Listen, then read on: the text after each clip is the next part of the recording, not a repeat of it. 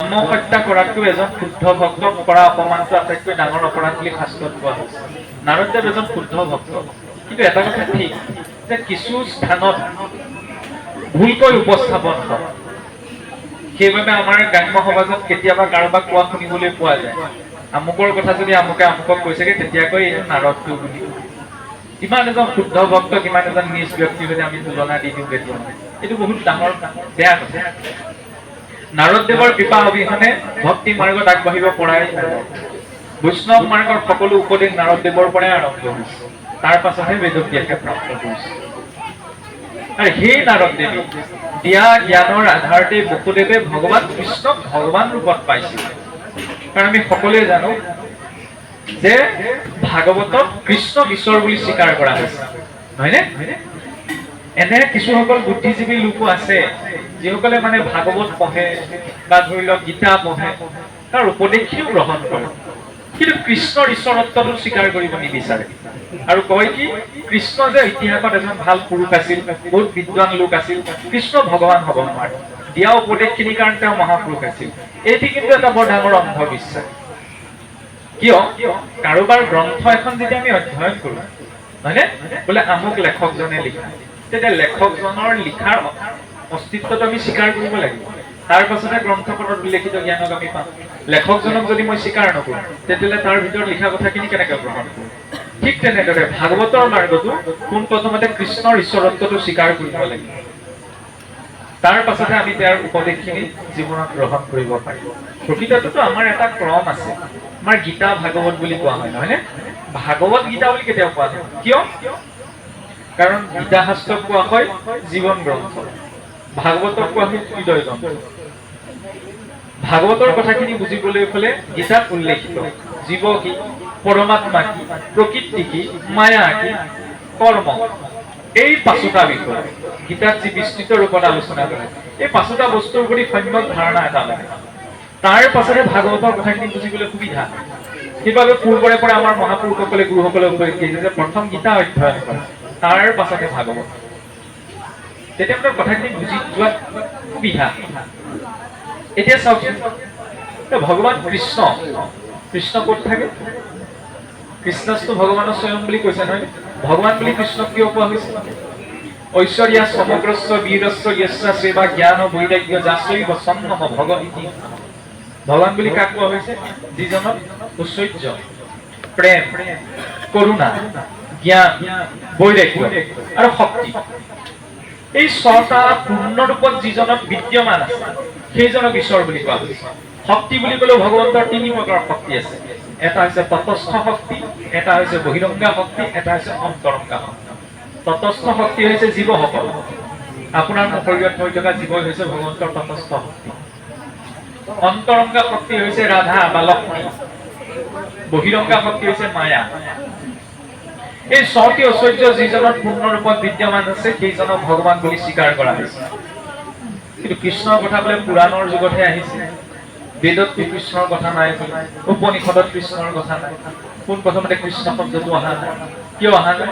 তাৰ ঋষিসকলেও যেতিয়া পোনপ্ৰথম ঈশ্বৰক জানিবলৈ, ঈশ্বৰটো কি, এই কথাটো সম্ভেদত আগবাঢ়িছিল। পোনপ্ৰথমতে ঈশ্বৰক কি বুলি জানিব পাৰিছে? ব্ৰহ্মৰূপত উপাসনা কৰিছে। প্ৰথমতে বেদত বা উপনিষদত ব্ৰহ্মৰ সংজ্ঞাত আহে যে ব্ৰহ্ম নিৰাকাৰ। ইয়াৰ পাছত পৰমাত্মা শব্দটি আহিছে আৰু তাৰ পিছত ভগৱান শব্দটি আহিছে। কিয়? একাদশতে প্ৰসংগ আহে ব্ৰহ্মেতি পৰমাত্মেতি ভগৱানেতি শব্দটি, অৰ্থাৎ ভগৱন্তক জনাৰ যিটো ক্ৰম সেইটো হৈছে প্ৰথম ব্ৰহ্মৰূপত জনা, ইয়াৰ পিছত পৰমাত্মা ৰূপত, তৃতীয়তে ভগৱান ৰূপত। কেনেদৰে? ব্ৰহ্ম নিৰাকাৰ। নিৰাকাৰ বুলি ক'লে আমাৰ সৰহসংখ্যক আমাৰ মনলৈ ধাৰণা আহে কি যাৰ আকাৰ নাই, সেইটোকে আমি নিৰাকাৰ বুলি কওঁ। কিন্তু শাস্ত্ৰত নিৰাকাৰ শব্দৰ তাৎপৰ্য তেনেকে প্ৰকাশ কৰা হোৱা নাই। নিৰাকাৰ শব্দৰ অৰ্থ কি? নিৰ্গত আকাৰ যস্মাৎ স নিৰাকাৰ, য'ৰ পৰা সমস্ত আকাৰ নিৰ্গত হৈছে তেওঁ হৈছে নিৰাকাৰ। যাৰ আকাৰ নাই তেওঁ নিৰাকাৰ নহয়। যাৰ আকাৰ নাই তেওঁক বুজাবলৈ অনাকাৰ শব্দটো প্ৰয়োগ হয়। অনাকাৰ শব্দটো আমি প্ৰয়োগ নকৰো, নহয় নে? যেনেকে আৱশ্যকৰ বিপৰীত শব্দ অনাৱশ্যক, প্ৰয়োজনীয় বিপৰীত শব্দ অপ্ৰয়োজনীয়, সাকাৰৰ বিপৰীত শব্দ তেতিয়াহ'লে কি হ'ব? অনাকাৰ। আকাৰৰ বিপৰীত শব্দ অনাকাৰ। কিন্তু বেদত উপনিষদত আমাৰ শাস্ত্ৰমত নিৰাকাৰ শব্দটি আহিছে, যাৰ অৰ্থ কি? য'ৰ পৰা সমস্ত আকাৰ নিৰ্গত হৈছে তেওঁ হৈছে নিৰাকাৰ। ঋষিসকলে যেতিয়া ঈশ্বৰক উপাসনা কৰিছে পোনপ্ৰথম ব্ৰহ্মৰ ওপৰত জানিছে, বোলে ব্ৰহ্ম নিৰাকাৰ, ব্ৰহ্মৰ কোনো আকাৰ নাই, এনেকৈ বুজিছিল। কিয় আকাৰ নাই? প্ৰাথমিক স্তৰত থকা ছাত্ৰ এজনে যেতিয়া সূৰ্যটোলৈ চায়, সূৰ্যৰ ৰশ্মিবিলাক দেখি কি বুলি ভবা হয় যে সূৰ্য নিৰাকাৰ, সূৰ্যৰ কোনো আকাৰ নাই, আমি ৰশ্মিপুঞ্জহে দেখিছো। ঋষিসকলে প্ৰথমতে কি বুলি ভাবিলে যে ব্ৰহ্মজ্যোতি, ব্ৰহ্মক জ্যোতিৰ লগত তুলনা কৰিলে। গতিকে প্ৰথম ব্ৰহ্মৰ ওপৰত জ্ঞান। কিন্তু যেতিয়া লাহেকৈ প্ৰথম শ্ৰেণী, দ্বিতীয় শ্ৰেণী পাছ কৰি তৃতীয় চতুৰ্থমান পাইগৈ, তেতিয়া সেই ৰশ্মিবিলাকৰ উৎস সূৰ্যটোৰ বিষয়ে ল'ৰা ছোৱালী পঢ়িবলৈ পায়। পৰমাত্মাৰ ওপৰত মানে এই ব্ৰহ্মজ্যোতি য'ৰ পৰা প্ৰকট হৈছে তাৰ এটা উৎস আছে, হয়নে? সেই উৎসটোক পৰমাত্মাৰ ওপৰত জনা হয়। সেই পৰমাত্মাই বোলে সকলো জীৱৰ অন্তঃকৰণত আছে। প্ৰত্যেকটো যত জীৱ জংগম কীট পতংগম অগ নগ জগতেৰি কায়া, ঈশ্বৰৰ সমস্ত সৃষ্টিতে যাতে অংশৰূপত বিদ্যমান হৈছে। ইয়াৰ পাছত বোলে ভগৱান ৰূপত জানো। যেতিয়া ক্লাছ 10 মানত আমি পাওঁগৈ, তেতিয়া সূৰ্যৰ বাহিৰটোৰ বিষয়ে অধ্যয়ন কৰিবলৈ পাওঁ, সূৰ্যৰ ভিতৰটোৰ বিষয়ে অধ্যয়ন কৰিবলৈ পাওঁ। সেইকাৰণে শেষত আহিছে ভাগৱত গীত PhD লেভেলৰ গ্ৰন্থ, য'ত ভগৱন্তৰ পূৰ্ণ বৰ্ণনা আহিছে। সেই ভগৱান কৃষ্ণ ক'ত থাকে? বোলে বৈকুণ্ঠত। বৈকুণ্ঠ ক'ত আছে? আপুনি মই এতিয়া চাওকচোন, সেইটো সংস্কৃতিৰ লোক, যিটো সংস্কৃতিত 14খন ব্ৰহ্মাণ্ডৰ বাহিৰৰ এখন ব্ৰহ্মাণ্ডৰ আৰ্হি আপুনি মই নিজৰ ঘৰখনত, নিজৰ গাঁৱৰ নামঘৰখনত প্ৰতিষ্ঠা কৰি দিছো। 14খন ব্ৰহ্মাণ্ডৰ বাহিৰৰ এটা আৰ্হি। কেনেকে? আপুনি মই আছো পৃথিৱী, পৃথিৱী আমি থকা গ্ৰহটোৰ নাম। পৃথিৱীকে ধৰি 9টি গ্ৰহেৰে আমাৰ নিজৰ সৌৰজগতখন গঠিত। মহাকাশত এখনেইটো সৌৰজগত নাই। এইখিনি মই কোৱা কথা আমাৰ ভাগৱতৰ 3য় স্কন্ধই কোৱা কথা। ধাৰাটো আনিবলৈ মই অকণমান আগৰ পৰা আহিছো। এখনেই সৌৰজগত নাই, এনেকুৱা হাজাৰ হাজাৰ সৌৰজগত মহাকাশত আছে। আৰু এই হাজাৰ হাজাৰ সৌৰজগত বিলাক লগ লাগি আমাৰ হাতীপতি নামৰ বোলে তাৰকা ৰাজ্যখন গঠন কৰিছে।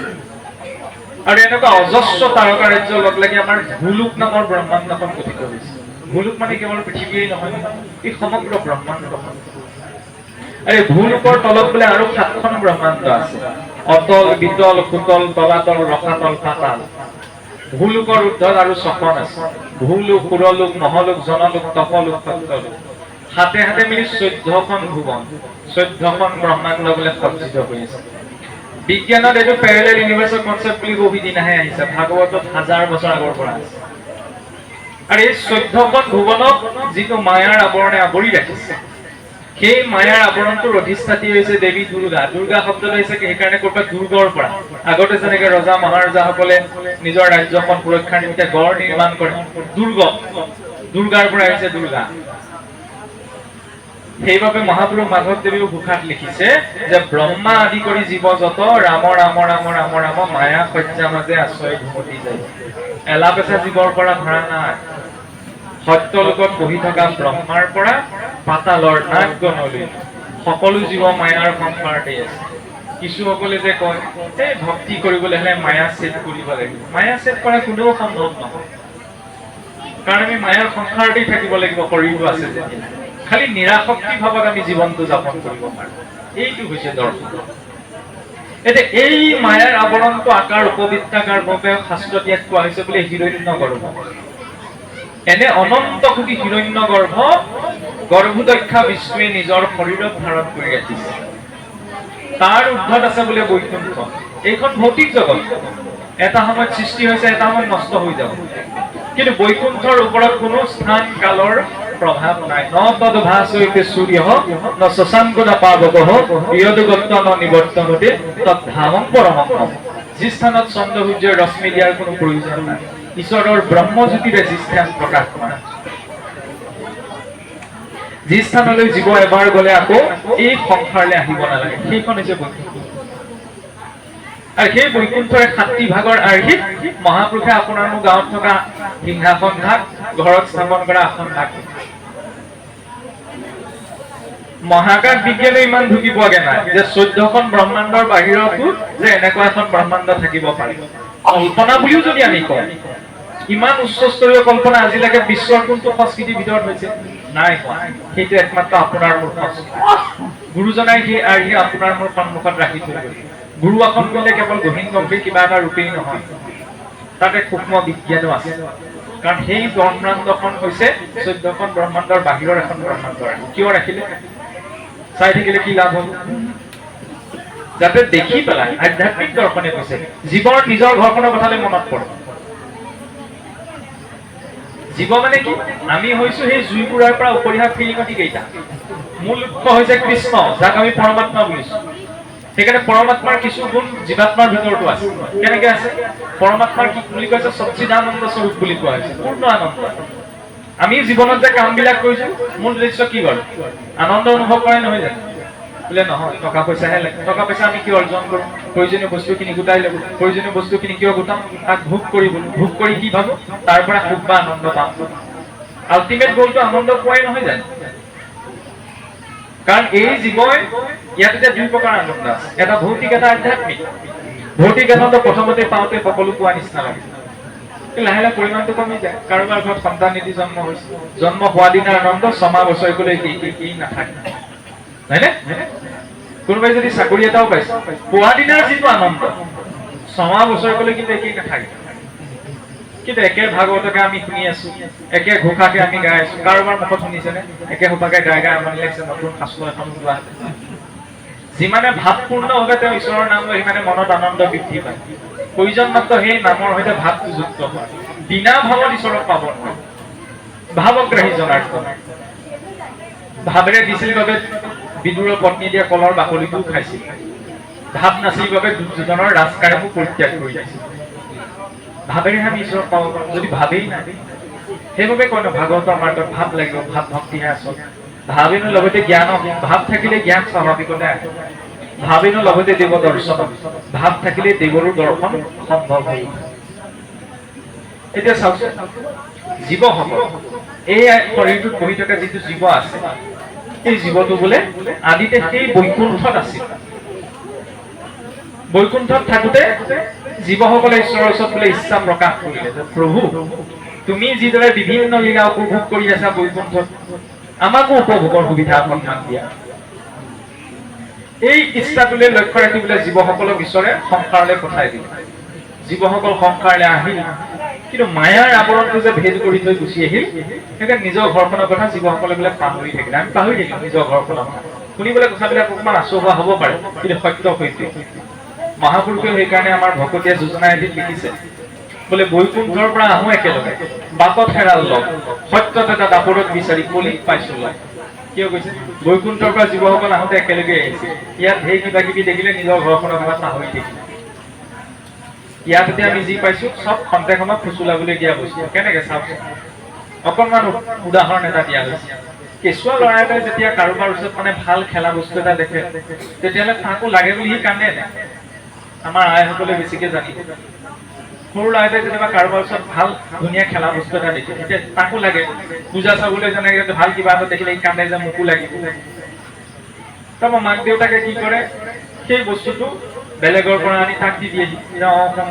বোপাইতে তোমাক দিলে দেই, এইটো তোমাৰ হৈ গ'ল।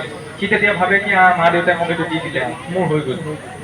তাকে লৈ পেলাই সি ব্যস্ত হৈ যায়, খেলা ধূলা কৰে। পিছত খেলি ধূলি যেতিয়া ভাগৰি টোপনি গুচি যায়, লাহেকে তাৰ হাতৰ পৰা বস্তুটো নি পুতলাটো নি আকৌ যাৰ বস্তু তাক উভতাই দিয়ে। কেতিয়াবা এনেকুৱা ঘটে নহয়, শুনিবলৈ বেয়া, আপোনাৰ মোকো ইয়াত যি দিয়া হৈছে সকলো উভতাই লোৱা হ'ল। কাৰোবাৰ পৰা টকা পইচা মই ধাৰত নচলিব পাৰোঁ, কিন্তু শৰীৰটো ধাৰে লোৱা, ইয়াৰ এটা এটা পৰমাণুলৈকে উভতাই দিব লাগিব। লৈ যোৱাৰ একো অনুমতি নাই নহয়।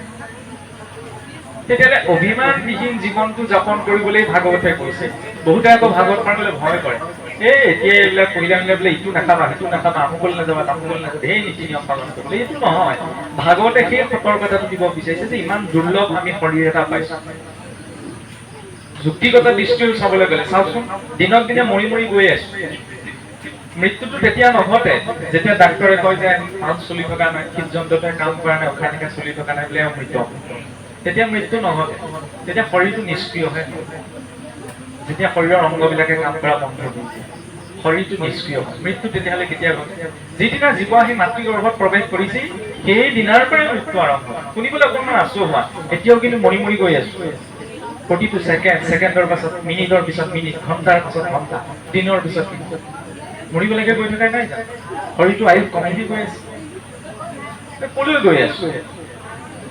সেই চিন্তাটো ভাগৱতে কৈছে কাৰ নিমিত্তে জীৱনটো পাইছে এইবিলাক খাব লাগে আৰু জীয়াই থাকিব লাগে কোনে এইবিলাক কথা ভাবি থাকে এইটোতো পশুৰ চিন্তা খাই বইতো পশু জীয়াই আছে আহাৰ ভয় নিদ্ৰা মৈথুনঞ্চ সামান্যমিতত পশুধীনৰা নাম আহাৰ ভয় নিদ্ৰা মৈথুন এইবিলাকৰ ক্ষেত্ৰত অন্য জীৱৰ আমাৰ মাজত একো পাৰ্থক্য নাই ইন্দ্ৰই বোলে অমৃত পান কৰি যিটো তৃপ্তি পায় গাহৰিও বিষ্ণা ভোজন কৰি একেটা তৃপ্তি পায় তেতিয়াহ'লে ভোগৰ নিমিত্তেই জানো জীৱনটো হয় জীৱসকল এতিয়া বৈকুণ্ঠৰ পৰা যে আহি সংসাৰলৈ নিজৰ কৰ্ম সংস্কাৰ অনুসৰি জীৱবিলাকৰ গতিবিলাক বেলেগ বেলেগ হ'ল আৰু সেই গতিবিলাক ক'ত ভাগ কৰি দিয়া হ'ল 84 লক্ষ যোনি আমি যে কৈ থাকো যে 84 লাখ পাৰ হৈ মানুহ হ'বলৈ পাইছে কেনেকে স্থাৱৰম বিংশতি লক্ষং জলজম নৱলক্ষকম কুৰ্মাঞ্চ নৱলক্ষং চ 10 লক্ষং চ পক্ষিণঃ 30 লক্ষং চ পশুনং চ 4 লক্ষং চ বানৰঃ ততো মনুষ্যতাং প্ৰাপ্য ততঃ কৰ্মাণি সাধু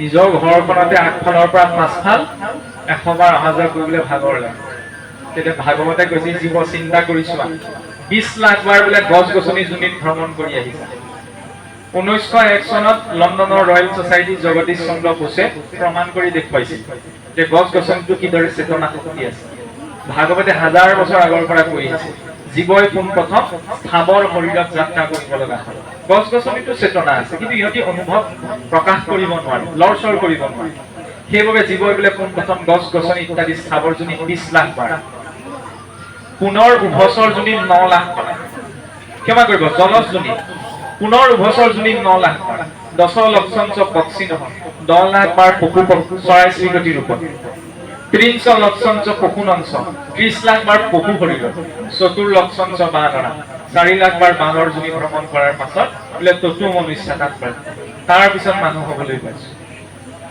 কম ডাঙৰ কথা তেতিয়াহ'লে 84 লক্ষ জনী পাৰ হৈছে আমি মানুহ হৈছোহি কোনে দেখিছে আজিকালি মানুহবিলাকৰ যুক্তিবাদী নহয় নহয়নে যিবিলাক কথা আমি অন্তৰে বিচাৰ কৰিব লাগে সেইবিলাক কথা আজিকালি আমি যুক্তিৰে বিচাৰ কৰোঁ যিবিলাক কথা আমি অন্তৰে বিচাৰ কৰিব লাগে তাত নিজৰ যুক্তিটো লগাই দিওঁ সংসাৰৰ কাম কৰোঁতে সদায় বুদ্ধিৰে কিন্তু আমি সংসাৰখনক আজিকালি অন্তৰখন দি থৈ দিওঁ সেইকাৰণে কেতিয়াবা অন্তৰখন ভাগি চিগি চুৰমাৰ হৈ যায় বুজাসকলে বুজিব আৰু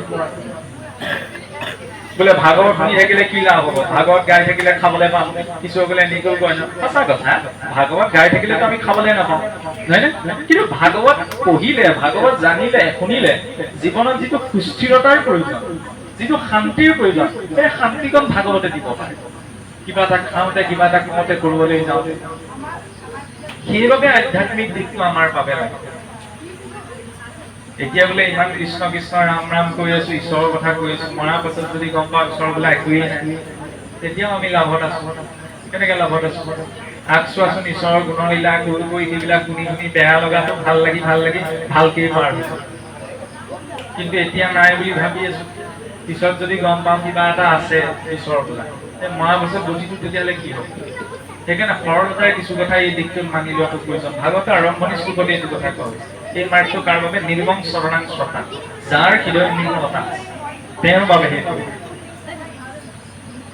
দি খালে যে মানুহ মৰে এইটো ইয়াত বহি থকা আমি কোনো অনুভৱ কৰা নাই কোনোতো নাই দেখা দি খালে যে মানুহ মৰে কোনোবাই দেখিছে চাগে ক'ব পাৰোঁ জানো কোনোতো নাই দেখা কোনো অনুভৱো কৰা নাই তেতিয়াহ'লে কেনেকে কওঁ দি খালে যে মানুহজন মৰে নিজৰ অনুভৱ নাই নিজে দেখা নাই কিয় মানি লওঁ কাৰণ আমাক বিশেষজ্ঞ এজনে কৈছে যে বস্তুটো বিষাক্ত খালে মানুহ মৰে গতিকে নাখাবা সেইকাৰণে আমি নোখোৱাকৈ আছো দি বুলি চিনি পাওঁ হয়নে বিশেষজ্ঞ এজনে কৈছে যেতিয়া আমি পদাৰ্থ এটাৰ বিচাৰ কৰিছোঁ যিসকল লিখি শুনি মহাপুৰুষে গোটেই জীৱন উচৰ্গা কৰি এইখিনি তথ্য আমাক দি থৈ গ'ল কিয় মানি নলওঁ তেওঁলোকে কি এনেই জীৱনটো যাপন কৰিছিল নিজৰ অভিজ্ঞতাৰ পৰাহে আমাক এইখিনি তথ্য দিলে মই দেখা নাই আপুনি দেখা নাই কিন্তু তাৰ অৰ্থটো এইটো নহয় যে কোনেও দেখা নাই সেইসকলে গোটেই জীৱনৰ উচৰ্গা কৰি পেলাই এইখিনি অভিজ্ঞতা আমাক দি থৈ গৈছে জীৱই চাওকচোন আদিতে বৈকুণ্ঠত আছিল ভোগৰ ইচ্ছা কৰাৰ কাৰণে সংসাৰলৈ আহিল তাকো 84 লাখ পাৰ কৰি মানুহ হৈছে মানুহ হ'বলৈ পাইছে মানুহ হৈ পেলাই সুযোগটো কিয় পাইছে নিজৰ ঘৰখনলৈ উভতি যোৱা সেইকাৰণে মহাপুৰুষে সিংহাসন ভাগ দিলে দেখি যাতে নিজৰ ঘৰখনলৈ মনত পৰে এই কম সময়ত নিজৰ এই শৰীৰটো থকালৈকেহে পাইছে অন্তিম সময়ত তালৈকে উভতিব লাগে গতিকে চেষ্টাটো যাতে ঈশ্বৰৰ ওচৰলৈ উভতিবলৈ ভাগৱতৰ মাৰ্গত শুনিবলৈ আচৰণ হ'ব পাৰে ঈশ্বৰ প্ৰাপ্তি ধুনীয়া সকলোৱে জানো ঈশ্বৰক পোৱা সম্ভৱ ভাগৱতৰ মাৰ্গত আমাৰ লক্ষ্য ঈশ্বৰ প্ৰাপ্তি। যেতিয়ালৈকে লক্ষ্যটো স্পষ্ট নহয় তেতিয়ালৈকে এই মাৰ্গটোত আমি আগবাঢ়িব নোৱাৰো। ঈশ্বৰক পালেহে পূৰ্ণত্ব অনুভৱ হ'ব। আজি গোটেই পৃথিৱীৰ সা সম্পত্তি আনিও যদি মোক দি দিয়াহি কোনেনো দিবহি, মই কথাটো কৈছো, তেতিয়া মই তৃপ্ত হলো বুলি মই ক'ব নোৱাৰো যে মোক আৰু একো নালাগে। বৰং জুইত যিমানে ঘিউ ঢালে বেছিকে জ্বলিহে যায়। গতিকে বাসনা চিন্তাবিলাক বৃদ্ধিহে হৈ যায়। এইবিলাক নাইকিয়া কেতিয়া হ'ব? যেতিয়া সেই পূৰ্ণত্বক অনুভৱ কৰা যাব। পূৰ্ণ বস্তু সংসাৰত এটাই আছে, সেয়া হৈছে ভগৱান কৃষ্ণ। তেওঁক পোৱাৰ পাছতে আমি শান্ত হোৱা সম্ভৱ। তেওঁক নোপোৱালৈকে এই সুখ দুখ ভাল বেয়াৰ মাজত আমি ভ্ৰমণ কৰি ফুৰিব লাগিব। কিন্তু ভাগৱতক কিয় প্ৰসাৰ কৰা হ'ল? বোলে বৈকুণ্ঠৰ শাস্ত্ৰ আমি পৰম উৎসুকে সংসাৰিক কৰি কৃপা প্ৰচাৰিলা সুকে। সংসাৰী লোকসকলক কৃপা কৰি ভাগৱত সুখ প্ৰচাৰ। সংসাৰ মানে সংসাৰতি কি সংসাৰ, যি সংসাৰ হৈ যায়, ৰবৰডাল টানিলে বহল হৈ যায়। ঠিক তেনে আমাৰ বিষয় বাসনা চিন্তাবিলাক কাৰো কমি নাযায়, সংসাৰ বাঢ়িহে যায়। মহাকাশতো বোলে ইখন তাৰকা ৰাজ্য সিখনৰ পৰা প্ৰমাণ আঁতৰি আঁতৰি সংসাৰ হৈ গৈ আছে। বয়স বহাৰ লগে লগে, জনম ধৰাৰ লগে লগে আমাৰ ইচ্ছা বাসনাবিলাক বাঢ়িহে যায়, কমি নাযায়। এই ক্ৰমাৎ সংসাৰ হৈ যোৱা এই সংসাৰখনৰ পৰা উদ্ধাৰৰ নিমিত্তে ভাগৱতক প্ৰকাশ কৰা, যাতে জীৱই থকা সময়ছোৱা সুখে শান্তিৰ মাজত পাৰ কৰি অন্তিম সময়ত যাতে গতিটো স্পষ্ট। আৰু ভগৱন্তৰ অভিমুখী হ'বলৈ চাওকচোন, আমি সকলোৱে জানো ভক্তি মাৰ্গত আমাক শ্ৰৱণ কীৰ্তনক শ্ৰেষ্ঠ দেখুওৱা হ'ল, হয়নে? শ্ৰৱণ কীৰ্তনক যদিও শ্ৰেষ্ঠ দেখুওৱা হৈছে, শ্ৰৱণ কীৰ্তনৰ গুহাৰ্থটো কিন্তু স্মৰণ আৰু চিন্তনতে প্ৰকাশ পাইছে। শ্ৰৱণ মানে কেৱল শুনাই নহয়, যিকোনো কথা, ভাগৱত বুলি নহয়, অন্য কিবা এটা কথা। প্ৰথম শ্ৰৱণীয় 3 প্ৰকাৰ থাকে, এফালে এইফালে শুনা, এফালে উলিয়াই। দ্বিতীয় প্ৰকাৰ শ্ৰৱণীয় কথাখিনি শুনিব হৃদয়ত ধৰি ৰাখিব, পালন কৰো নকৰো পিছ কথা। তৃতীয় প্ৰকাৰ শ্ৰৱণীয় কথাখিনি শুনিব, অকণমান হৃদয়ত বিশ্লেষণ কৰি চাব। মনৰূপী মথুৰাত যেতিয়ালৈকে কৃষ্ণ কথা ভাল কথা মথন নহয়, তেতিয়ালৈকে কৃষ্ণ সূৰ্য উদিত নহয়। কৃষ্ণ সূৰ্য উদিত নহলে নাম ধৰ্ম বিদিত নহয়, নাম ধৰ্ম প্ৰকাশ নহয়। ক'ত আছে? আমিচোন ৰাম কৃষ্ণ হৰি নাৰায়ণ গোপাল গোবিন্দ কেশৱ নাৰায়ণ কৈ আছো, ঈশ্বৰৰ নাম লৈ আছো। এতিয়া লোৱাটো ডাঙৰ কথা নহয়। আমি ইয়াত নোলোৱাজনৰ মুখৰ পৰা ওলাব, কাৰণ এটা পৰিৱেশ আছে। কেতিয়াবা উজুতি খাওঁতে, মই খুন্দা এটা খাওঁতে ঈশ্বৰৰ নামটো মোৰ মুখৰ পৰা ওলাইছে নে নাই, সেইটোতো মই চাব লাগিব। যদি উজুতি খাওঁতে, পিছল খাওঁতে, খুন্দা এটি খাওঁতে গাঁৱলীয়া শব্দ এটা ওলাইছে, তেতিয়াহ'লে মই জানিব লাগিব যে মোৰ ওচৰত চিন্তন নাই। আৰু চিন্তনটোত গুৰুত্বতা কিয় দিয়া হৈছে? চিন্তনটো ইমান শক্তিশালী বস্তু, দুজনত আমি চাব পাৰো, এফালে কংস, এফালে ভৰত। কংসই কৃষ্ণক বধ কৰিবলৈ কি কৰিলে? এই অঘাসুৰ, বকাসুৰ, অৰিষ্ট, মুষ্টিক, ভকতাসুৰ গোটেই সোপা কথা, গোটেই সোপাকে ভগৱান কৃষ্ণ মাৰি পেলালে।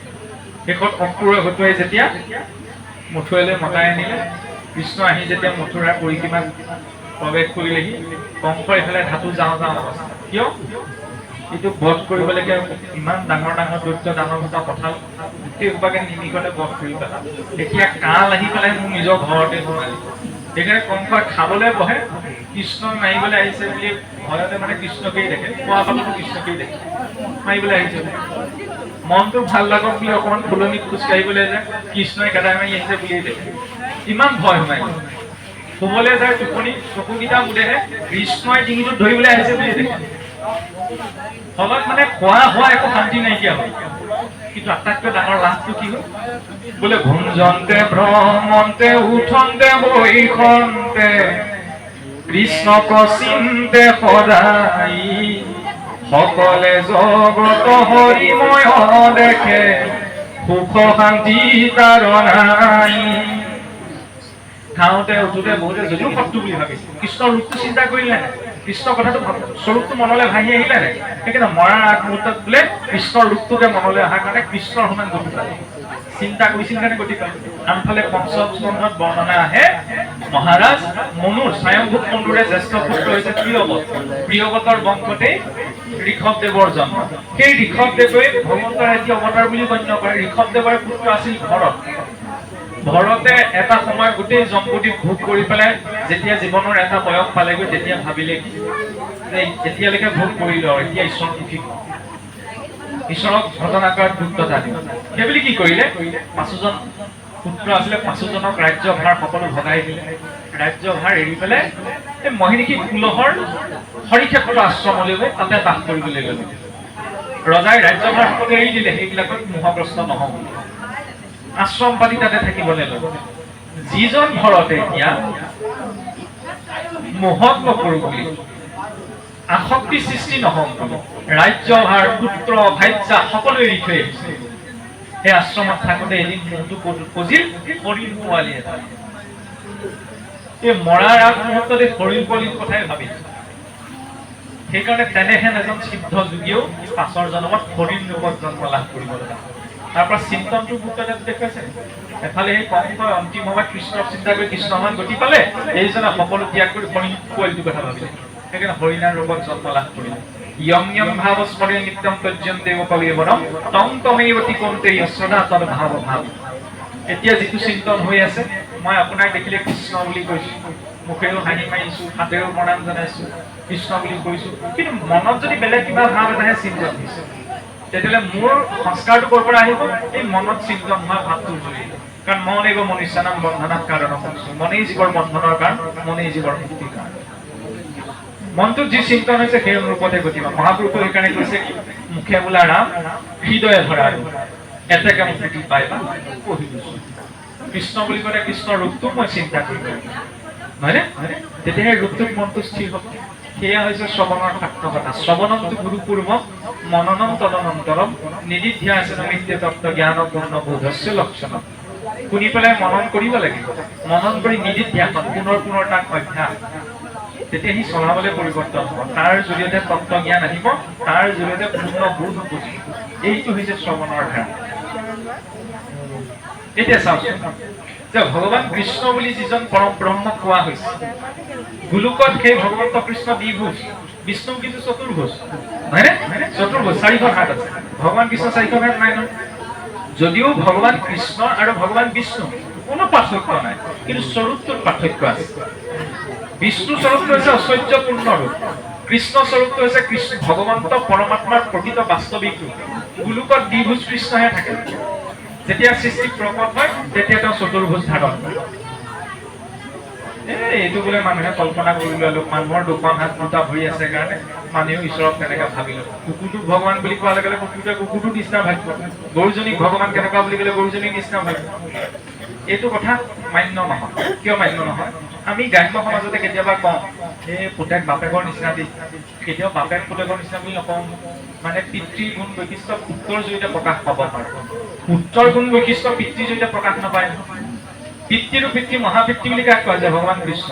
সেইকাৰণে ভগৱন্তই আটাইতকৈ শ্ৰেষ্ঠ ৰূপত এই শৰীৰটো তেওঁৰ অনুৰূপত স্বজন কৰিল।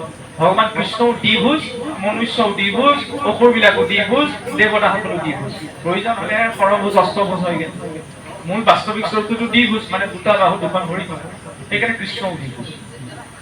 এই কৃষ্ণই যেতিয়া নিজকে বিস্তাৰ কৰে, 4টা ৰূপত বিস্তাৰ কৰে: বাসুদেৱ, অনিৰুদ্ধ, প্ৰদ্যুম্ন আৰু শংকৰ। শংকৰখনে নিজকে 3টা ৰূপত বিস্তাৰ কৰে: মহাবিষ্ণু, গৰ্ভদক্ষা বিষ্ণু, কাৰুণ্যদক্ষা বিষ্ণু। কাৰুণ্যদক্ষা বিষ্ণুৱে ইয়াত আমি এই বিশ্বখনত দেখি থকা ভগৱন্তৰ সকলো অৱতাৰ গ্ৰহণ কৰে। গৰ্ভদক্ষা বিষ্ণুৱে সৃষ্টিখন ধাৰণ কৰি আছে। এই 14 ভুৱন আমি কেতিয়াবা ফটোত দেখোঁ, নাৰায়ণ বোলে অনন্ত শয্যাত শয়ন কৰি আছে, তেওঁৰ নাভিৰ পৰা পদ্মৰ ঠাৰি এটা ওলাই গৈছে, ওপৰত ব্ৰহ্মাদেৱ বহি আছে। সেইজন বিষ্ণু হৈছে গৰ্ভদক্ষা বিষ্ণু, যি 14 ভুৱনক ধাৰণ কৰি আছে। নাভিৰ পৰা কি উৎপত্তি দেখুৱাইছে? জীৱৰ মৃত্যুৰ অধিষ্ঠান হৈছে নাভি। মৃত্যু মানে সকলো শেষ নহয়, এটা নতুন আৰম্ভ। জীৱ এইটো শৰীৰ এৰি অন্য এটা শৰীৰলৈ গমন কৰে। সেইকাৰণে সৃষ্টিও সেই নাৰায়ণৰ নাভিৰ পৰা দেখুওৱা হৈছে। 14 ভুৱন সজ্জিত হৈ থকা ক্ৰমটোৱে হৈছে পদুমৰ শিখ ঠাৰিডাল। তাৰ ওপৰত কোন আছে? সৃষ্টিৰ প্ৰথম জীৱ ব্ৰহ্মা। আৰু এই গৰ্ভদক্ষা বিষ্ণু ভগৱন্তৰ যি 24 অৱতাৰ আমি পাওঁ, মহাভাৰতত বৰ্ণিত 1000 অৱতাৰৰ কথা আছে। প্ৰকৃততে আমি শাস্ত্ৰত কিন্তু স্পষ্ট ৰূপত 24 অৱতাৰৰ কথাই পাওঁ। এই 24টি অৱতাৰ ধাৰণ কৰে সেই কাৰুণ্যদক্ষা বিষ্ণু। আৰু ভগৱান কৃষ্ণক আমি যদি পূৰ্ণ অৱতাৰ বুলি কওঁ, ভগৱান কৃষ্ণ কিন্তু পূৰ্ণ অৱতাৰ নহয়। ভগৱান কৃষ্ণ হৈছে পৰিপূৰ্ণতম অৱতাৰ। ভগৱন্তৰ 6 প্ৰকাৰৰ অৱতাৰ আছে। অৱতাৰ কিৰণ গ্ৰহণ কৰে? অৱতৰতি কি অৱতাৰ হয়, যি নিজৰ ৰূপ গুণ ভেদে স্বাভাৱিক ৰূপত আবিৰ্ভাৱ হ'বলৈ প্ৰকট হ'বলৈ সামৰ্থ্যৱান তেওঁক কোৱা হয় অৱতাৰী পুৰুষ। আমি যে কওঁ যে আমুকে ইমান চনত জন্মগ্ৰহণ কৰিলে, মানুহৰ ক্ষেত্ৰত জন্মগ্ৰহণ শব্দটো আমি প্ৰয়োগ কৰিব নোৱাৰো। আমি জন্ম লওঁহে, আমি স্বইচ্ছাইতো জন্ম লোৱা নাই, নহয় নে? নিজেতো ইচ্ছা কৰি পৃথিৱীলৈ অহা নাই। ঈশ্বৰেহে জন্ম গ্ৰহণ কৰে, মানে তেওঁ গ্ৰহণ কৰিছে জন্ম। আমি গ্ৰহণ কৰা নাই জন্ম, আমি বদ্ধতাত পৰিহে জন্ম হৈছো। এতিয়া সেই ভগৱান কৃষ্ণৰে 6 প্ৰকাৰ অৱতাৰৰ কথা শাস্ত্ৰত আছে। কি অৱতাৰ? অংশ অৱতাৰ, অংশাংশ অৱতাৰ, কলা অৱতাৰ, আৱেশ অৱতাৰ, পূৰ্ণ অৱতাৰ আৰু পৰিপূৰ্ণতম অৱতাৰ। অংশ অৱতাৰ, মৎস্য কুৰ্ম আদিকো অংশ অৱতাৰ বুলি আমি সকলোৱে জানো যদিও অংশ অৱতাৰ বুলি কিন্তু ব্ৰহ্মাদী প্ৰজাপতিসকলক কোৱা গৈছে। ঈশ্বৰে সৃষ্টিৰ সন্তুলন ৰক্ষা কৰিবলৈ নিজ শক্তি সহিত যাক প্ৰকট কৰে সেইসকল হৈছে অংশ অৱতাৰ, ব্ৰহ্মাদী প্ৰজাপতিসকল। আৰু সেই প্ৰজাপতিসকলৰ সহায়ৰ নিমিত্তে যাক নিয়োগ কৰা যায় তেওঁলোক হৈছে অংশাংশ অৱতাৰ।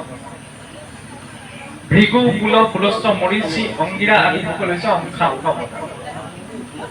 কলা অৱতাৰ, মৎস্য কুৰ্ম, বৰাহ, নৃসিংহ এইসকল হৈছে ঈশ্বৰৰ অংশাংশ অৱতাৰ। ক্ষমা কৰিব, কলা অৱতাৰ। আৱেশ অৱতাৰ, ভগৱান পৰশুৰাম, দত্তাত্ৰেয়, কপিল দেৱ, ঋষভদেৱ হৈছে ঈশ্বৰৰ আৱেশ অৱতাৰ। পূৰ্ণ অৱতাৰ, এই অনিৰুদ্ধ, প্ৰদ্যুম্ন, বাসুদেৱ, শংকৰ এই চাৰিজনক কোৱা হয় চতুৰ্বিহু। এই চতুৰ্বিহু ৰূপত ভগৱন্ত যেতিয়া আহে তেতিয়া কোৱা হয় পূৰ্ণ অৱতাৰ।